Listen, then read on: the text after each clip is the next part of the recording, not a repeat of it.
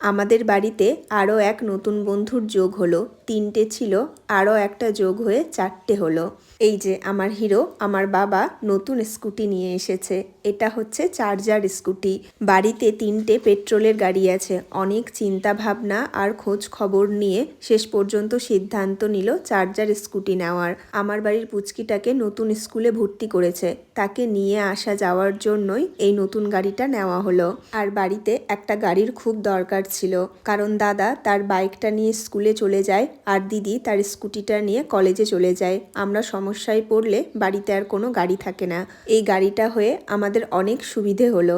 আমাদের বাড়িতে যখন 4 চাকা নিয়েছিল তখন পুজো না দিয়েই 4 চাকাকে বাড়ির ভেতরে ঢোকানো হচ্ছিল, কিন্তু 4 চাকাটা কোনো মতেই বাড়ির ভেতরে ঢুকছিল না। বারবার করে গেটে লেগে যাচ্ছিল, এমনকি একটা জায়গায় খামও হয়ে গেছিল। তারপরে মা গাড়িটাকে পুজো করতেই ঠিকভাবে 4 চাকাটা বাড়ির ভেতরে ঢুকে গিয়েছিল। মা, দাদা, দিদি আর বৌমণি মিলে গাড়িটাকে পুজো করছে। আমার বাড়ির পুচকিটা আনন্দে নেচেই যাচ্ছে।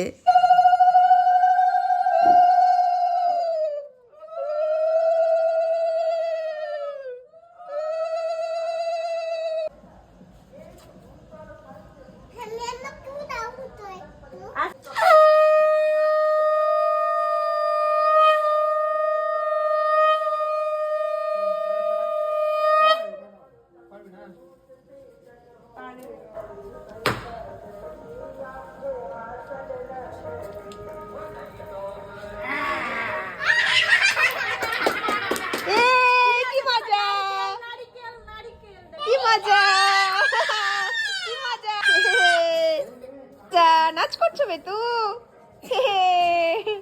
গাড়িতে পুজো দেওয়া হয়ে গেছে আর আমরা লাইন করে দাঁড়িয়ে গেছি মিষ্টি খাওয়ার জন্য।